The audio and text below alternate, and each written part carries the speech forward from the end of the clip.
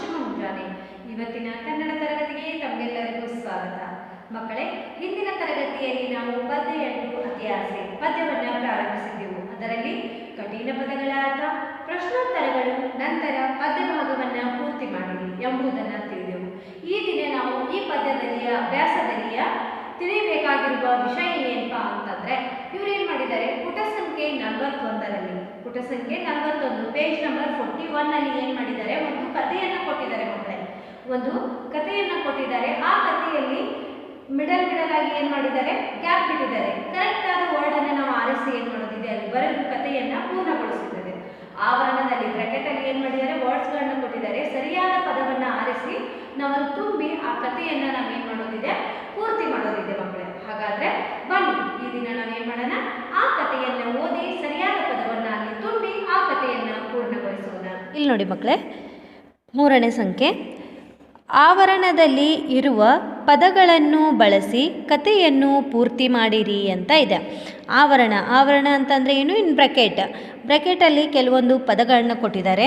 ತದನಂತರ ಇಲ್ಲಿ ಕೆಳಗಡೆ ಏನು ಮಾಡಿದ್ದಾರೆ ಮಕ್ಕಳೇ, ಕಥೆಯನ್ನು ಬರೆಯುವಾಗ ಈ ರೀತಿ ನಡುವೆ ಏನು ಮಾಡಿದ್ದಾರೆ, ಲೈನ್ಗಳನ್ನ ಕೊಟ್ಟಿದ್ದಾರೆ. ಅಲ್ಲಿ ನಾವು ಸರಿಯಾದ ಪದವನ್ನು ಆರಿಸಿ ಈ ಕಥೆಯನ್ನು ಏನು ಮಾಡೋದಿದೆ, ಈ ದಿನ ಪೂರ್ತಿಗೊಳಿಸೋದಿದೆ. ಮಕ್ಕಳೇ, ಹಾಗಾದರೆ ಈ ಆವರಣದಲ್ಲಿರುವಂತಹ ಪದಗಳನ್ನು ಮೊದಲನೇದಾಗಿ ಓದಿಕೊಳ್ಳೋಣ ಬನ್ನಿ.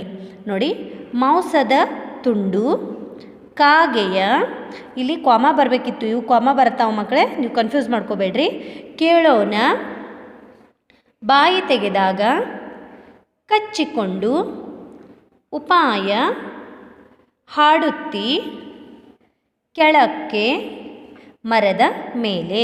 ಇವು ಏನು ಆವರಣದಲ್ಲಿರುವಂತಹ ಪದಗಳು. ಇದರಲ್ಲಿಯ ಕರೆಕ್ಟಾದ ಪದವನ್ನು ಸರಿಯಾದ ಜಾಗಕ್ಕೆ ನಾವೇನು ಮಾಡಬೇಕಾಗಿದೆ ಮಕ್ಕಳೇ, ತುಂಬಬೇಕಾಗಿದೆ. ಹಾಗಾದರೆ ಕಥೆಯನ್ನು ಪ್ರಾರಂಭಿಸೋಣ. ಇಲ್ಲಿ ನೋಡಿ, ಕಾಗೆಗೆ, ಗೆ ಕಾಗೆಗೆ ಒಂದು ಡ್ಯಾಶ್ ಸಿಕ್ಕಿತು. ಡ್ಯಾಶ್ ಏನು ಸಿಕ್ಕಿತು ಕಾಗೆಗೆ? ಹೌದು, ಕಾಗೆಗೆ ಏನು ಸಿಕ್ಕಿತು, ಒಂದು ಮಾಂಸದ ತುಂಡು ಸಿಕ್ಕಿತು ಮಕ್ಕಳೇ. ಹಾಗಾದರೆ ನೀವು ಇಲ್ಲಿ ಏನು ಬರಿಬೇಕು, ಮಾಂಸದ ತುಂಡು ಅಂತ ಬರಿಬೇಕು. ಮಾಂಸದ ತುಂಡು ಮೂಗಿನಿಂದ ಉಚ್ಚಾರ ಮಾಡ್ತಾ ಇದ್ದೀವಿ. ಪೂಜೆ ಇಲ್ಲಿಯೂ ಬರುತ್ತೆ, ಮಾಂಸದ ಕೂಡ ಪೂಜೆ ಬರುತ್ತೆ. ಮಾಂಸದ ತುಂಡು ಸಿಕ್ಕಿತು, ಅದನ್ನು ಕಚ್ಚಿಕೊಂಡು ಕಾಗೆ ಡ್ಯಾಶ್ ಕುಳಿತಿತ್ತು. ಅದನ್ನು ಕಚ್ಚಿಕೊಂಡು ಅಂದರೆ ಬಾಯಲ್ಲಿ ಹಿಡಿದುಕೊಂಡು ಏನು ಮಾಡಿತ್ತು, ಕಾಗೆ ಡ್ಯಾಶ್ ಕುಳಿತಿತ್ತು. ಹಾಗಾದರೆ ಇಲ್ಲಿ ಎಲ್ಲಿ ಕುಳಿತಿತ್ತದು, ಮನೆಯ ಮೇಲ, ಗುಡಿಯ ಮೇಲ? ಇಲ್ಲ, ಎಲ್ಲಿ ಕುಳಿತಿತ್ತು, ಇಲ್ಲಿದೆ ನೋಡಿ ಆಪ್ಷನ್, ಮರದ ಮೇಲೆ. ಎಲ್ಲಿ ಕುಳಿತಿತ್ತು, ಮರದ ಮೇಲೆ. ಬರೆಯೋಕ್ಕೂ ಈಸಿ ಆಗಿದೆ ನೋಡಿ ಮಕ್ಕಳೇ. ನೆಕ್ಸ್ಟ್ ಒನ್ ಮೇ, ದೀರ್ಘ ಲೇ, ಮರದ ಮೇಲೆ ಕುಳಿತಿತ್ತು. ನಂತರ ಡ್ಯಾಶ್ ಮಾಂಸದ ತುಂಡನ್ನು ಕದಿಯಲೆಂದು. ಎಂಥ ಮಾಂಸದ ತುಂಡನ್ನು ಹೇಳ್ರಿ ನೋಡೋಣ. ಡ್ಯಾಶ್ ಮಾಂಸದ ತುಂಡನ್ನು ಕದಿಯಲೆಂದು ನರಿ ಒಂದು ಡ್ಯಾಶ್ ಮಾಡಿತು. ಎತ್ತರ ಮಾಂಸದ ತುಂಡು ಹೇಳಿ, ಕಾಗೆಯ ಮಾಂಸದ ತುಂಡು. ಇಲ್ಲೇನು ಬರಬೇಕು, ಕಾಗೆಯ ಅಂತ ಬರಬೇಕು ಮಕ್ಕಳೇ. ಕಾಗೆಯ ಬಾಯಲ್ಲಿತ್ತು ತಾನೆ ಮಾಂಸದ ತುಂಡು. ಕಾಗೆಯ ಮಾಂಸದ ತುಂಡನ್ನು ಕಸಿಯಲೆಂದು ನರಿ ಒಂದು ಡ್ಯಾಶ್ ಮಾಡಿತು. ಏನು ಮಾಡಿತು, ಉಪಾಯ. ನರಿ ಏನು ಮಾಡಿತು, ಉಪಾಯ, ಉಪಾಯ ಮಾಡಿತು. ನಂತರ ಏನು ಮಾಡಿತು ನೋಡ್ರಿ, ಅದು ಉಪಾಯ ಪ್ಲ್ಯಾನ್ ಮಾಡ್ತದು. ಏನು ಮಾಡ್ತು, ಕಾಗಕ್ಕ ನೀನು ಎಷ್ಟು ಚೆನ್ನಾಗಿ ಡ್ಯಾಶ್, ಏನು ಬರುತ್ತೆ ಹೇಳಿ, ಎಷ್ಟು ಚೆನ್ನಾಗಿ ಡ್ಯಾಶ್. ಏನು ಮಾಡ್ತೀವಿ, ಕಾಣುತ್ತಿ? ಇಲ್ಲ, ಏನು ಮಾಡ್ತಿ, ಹಾಡುತ್ತಿ. ನೀ ಎಷ್ಟು ಚೆನ್ನಾಗಿ ಹಾಡ್ತಿ ಅಂತ ಹೇಳ್ತಾ ಇದೆ. ನರಿ ಪ್ಲ್ಯಾನ್ ಮಾಡಿದೆ ನೋಡ್ರಿ. ಹಾಡುತ್ತಿ ಅಲ್ಲ, ಹಾಡುತ್ತಿ. ಒಂದು ಹಾಡನ್ನು ಹೇಳು ಡ್ಯಾಶ್. ನೋಡಿ, ಒಂದು ಹಾಡನ್ನು ಹೇಳು ಡ್ಯಾಶ್. ಇಲ್ಲಿ ಏನು ಬರ್ಬೋದು ಮಕ್ಕಳೇ, ಹೌದು, ಒಂದು ಹಾಡನ್ನು ಅದು ಹೇಳ್ತಂದ್ರೆ ನಾವೇನು ಮಾಡ್ತೀವಿ, ಕೇಳ್ತೀವಲ್ಲ. ಹಾಗಾದರೆ ಕೇಳೋಣ.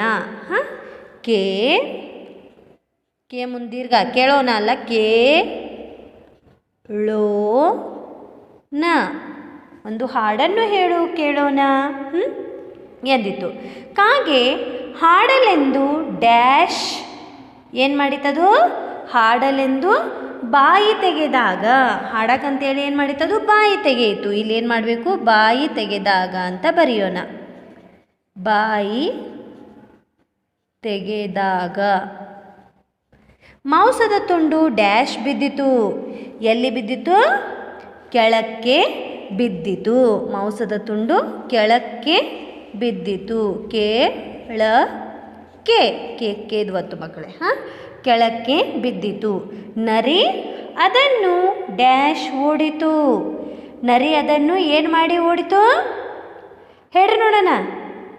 ನರಿ ಅದನ್ನು ಡ್ಯಾಶ್ ಓಡಿತು. ನರಿ ಅದನ್ನು ಕಚ್ಚಿಕೊಂಡು ಓಡಿತು ಅಂತ ಬರುತ್ತೆ ಮಕ್ಕಳೇ. ನೋಡಿ, ಕಚ್ಚಿಕೊಂಡು ಓಡಿತು. ಅದನ್ನು ಬಾಯಲ್ಲಿ ಏನು ಮಾಡಿತದು? ಕಚ್ಚಿಕೊಂಡು ಓಡಿ ಹೋಗಿಬಿಡ್ತು. ಚಾಚಿ ಡು ಮೂಗಿನಿಂದ ಉಚ್ಚಾರ ಪೂಜೆ ಡು. ಕಚ್ಚಿಕೊಂಡು ಓಡಿತು. ಇದು ಏನು? ಕತೆ. ಕಾಗೆಗೆ ಒಂದು ಮಾಂಸದ ತುಂಡು ಸಿಕ್ಕಿತು. ಅದನ್ನು ಕಚ್ಚಿಕೊಂಡು ಕಾಗೆ ಮರದ ಮೇಲೆ ಕುಳಿತಿತ್ತು. ಕಾಗೆಯ ಮಾಂಸದ ತುಂಡನ್ನು ಕದಿಯಲೆಂದು ನರಿ ಒಂದು ಉಪಾಯ ಮಾಡಿತು. ಕಾಗಕ್ಕ, ನೀನು ಎಷ್ಟು ಚೆನ್ನಾಗಿ ಹಾಡುತ್ತೀ, ಒಂದು ಹಾಡನ್ನು ಹೇಳು ಕೇಳೋಣ ಎಂದಿತು. ಕಾಗೆ ಹಾಡಲೆಂದು ಬಾಯಿ ತೆಗೆದಾಗ ಮಾಂಸದ ತುಂಡು ಕೆಳಕ್ಕೆ ಬಿದ್ದಿತು. ನರಿ ಅದನ್ನು ಕಚ್ಚಿಕೊಂಡು ಓಡಿತು. ಇದು ಈ ಪದ್ಯ ಮಕ್ಕಳೇ, ಕತೆ. ನೀವು ಕೂಡ ಸರಿಯಾದ ಪದವನ್ನು ಆರಿಸಿ ಸರಿಯಾದ ಜಾಗದಲ್ಲಿಟ್ಟು ಈ ಕಥೆಯನ್ನು ಓದಿಕೊಳ್ಳಿ. ಇನ್ನು ಮುಂದಿನ ತರಗತಿಯಲ್ಲಿ ನೀವು ಭೇಟಿಯಾಗೋಣ. ಎಲ್ಲರಿಗೂ ಧನ್ಯವಾದಗಳು.